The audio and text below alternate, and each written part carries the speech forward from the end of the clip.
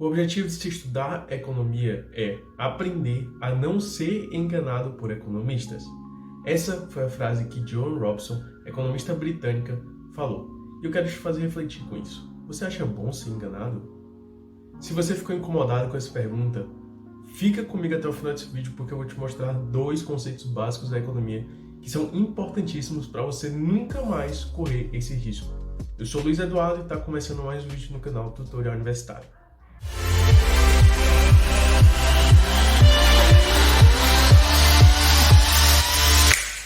E olha só, se você chegou por aqui agora, eu tenho um recadinho para você.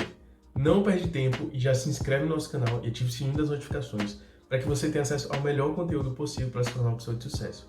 Nós postamos vídeo toda terça às 18 horas. Isso aí é para te mostrar as melhores formas para você desenvolver. Eu quero que você fique por dentro de tudo isso.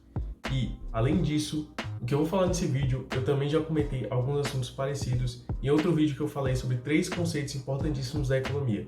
Então eu vou deixar na tela final desse vídeo o outro vídeo que eu falei.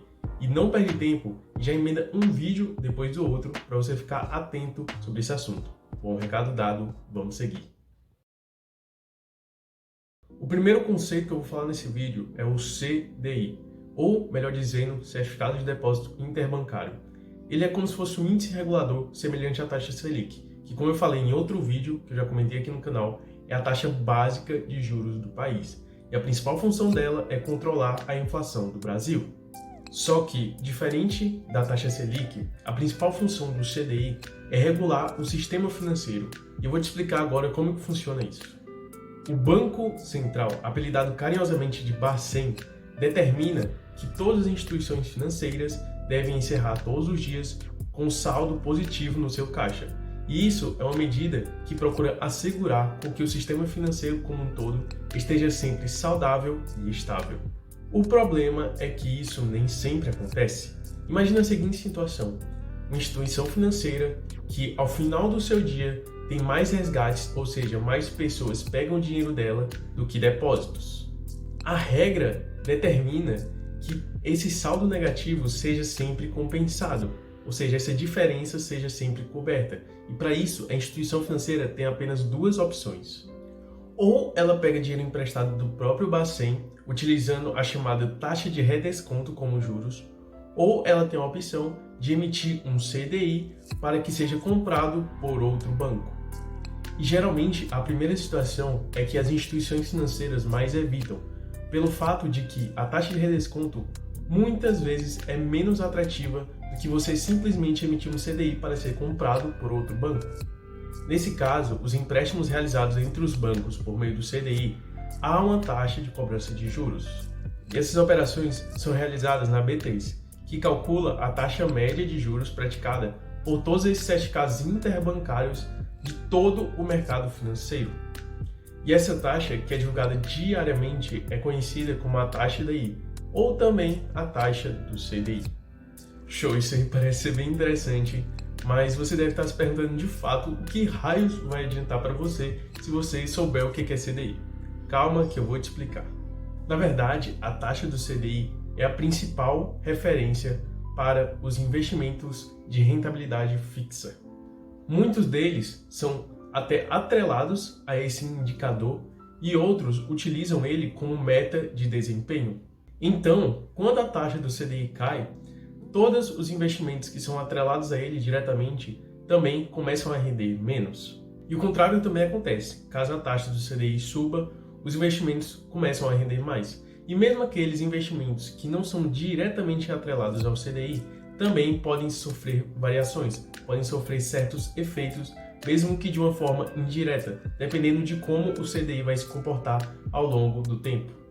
Então, se você tem noção do que é a Selic e também tem noção do que é CDI, você já está por dentro da maioria dos investimentos possíveis no mercado, porque esses 2 indicadores, essas 2 taxas, servem justamente para influenciar basicamente todo o país com relação a isso. E uma dica extra para você que quer saber mais sobre essas taxas de câmbio. Se você tem interesse em como que elas vão se comportar ao longo do ano, existe um site que trata justamente disso, é o site chamado Melhor Câmbio. você pode ver nele como que vai se comportar as taxas ao longo do ano, da Selic e do CDI principalmente. E aí você vai entender de fato o que eu estou falando nesse vídeo. O segundo conceito que eu quero te falar nesse vídeo é que dinheiro faz dinheiro. Existe ainda um pensamento ultrapassado na maioria das pessoas de que a quantidade de dinheiro disponível para a população é limitada. Ou seja, se uma pessoa está ficando cada vez mais rica, a outra está ficando cada vez mais pobre, em uma situação de soma zero. Entretanto, isso não é verdade e eu vou te mostrar alguns fatos que comprovam isso. Então, bora para a tela do meu computador para você entender melhor como que funciona. Vamos lá então para entender o conceito. A gente tem 3 conceitos básicos para falar aqui. O primeiro é o agente superavitário. O que é o agente superavitário? É aquela pessoa que consome menos do que recebe, ou seja, ela tem um saldo positivo de dinheiro na conta. Vamos dizer que ela recebe 4.000 e gasta 2.000, então ela tem um saldo positivo de R$2.000. E essa pessoa, que é um agente superavitário, oferece dinheiro para uma instituição financeira. A instituição financeira é aquele meio que serve como intermediador entre transações financeiras, como um banco ou até mesmo uma loja, às vezes também serve como uma forma de instituição financeira, basta ela ter alguns requisitos. E depois disso, nós temos o agente deficitário, que é aquela pessoa que, como o próprio nome já diz, gasta mais do que recebe. Ou seja, vamos dizer que ela recebe 2.000 e gasta R$4.000. Então, ela tem um déficit de R$2.000. Então, essa pessoa geralmente recebe empréstimos de uma instituição financeira. Então, o que está acontecendo aqui? Essa pessoa que é um agente superavitário, ela fica mais rica quando ela empresta dinheiro para a instituição financeira que vai devolver dinheiro para ela em forma de juros. E esse agente deficitário, que é aquele que gasta mais do que recebe, ele também vai ficar mais rico, dependendo de como ele utilizar esse dinheiro que ele recebe de empréstimo da instituição financeira. Ele pode abrir um novo negócio e conseguir arrecadar dinheiro para quitar essas dívidas e ganhar mais dinheiro ainda.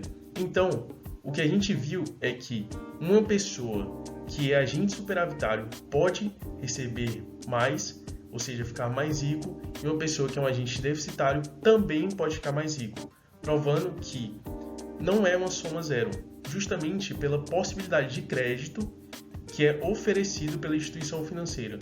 Ou seja, o crédito é nada mais, nada menos do que a possibilidade de um futuro melhor, ou seja, a instituição financeira acredita que esse agente deficitário vai entregar esse dinheiro para ela de volta. Então, fechando a nossa conclusão. Então, nós vamos seguir para o seguinte ciclo. Vamos supor que uma pessoa oferece R$100 à instituição financeira. Ela deposita esperando receber alguns juros em cima disso. E essa instituição financeira oferece esses mesmos R$100 para alguma empresa como uma forma de empréstimo. Essa empresa utiliza esses R$100 para pagar algum fornecedor. Esse fornecedor paga a conta de luz do estabelecimento dele com esses mesmos R$100 do início. E essa mesma pessoa que depositou os R$100 na instituição financeira é algum funcionário dessa companhia de luz. E essa companhia de luz paga esses R$100 para essa pessoa. E essa pessoa vai lá e deposita mais outros R$100 na instituição financeira. Percebe que isso está formando um ciclo sem fim de dinheiro? Então, esse efeito a gente chama de efeito multiplicador de crédito. É o dinheiro gerando dinheiro por ele mesmo, simplesmente por ele circular na economia. Então, é por isso que às vezes, eu não coloquei aqui nesse ciclo, mas existe o controle do Bacen, que é o Banco Central que eu havia falado no começo do vídeo, em relação a isso. Essa instituição financeira tem por obrigação depositar no Bacen alguma taxa relacionada a esse depósito inicial que essa pessoa fez, que a gente chama de depósito compulsório. Ela pode depositar 20% disso, ou seja, ela deposita R$20 no Bacen e aí já passa a circular não mais os R$100 do início, passa a circular R$80. E aí depois vai mais 20% junto nesse ciclo. Isso é justamente para controlar esse efeito da liquidez do dinheiro, porque ele se multiplica muito fácil. E é por isso que isso pode influenciar muitas vezes na inflação também.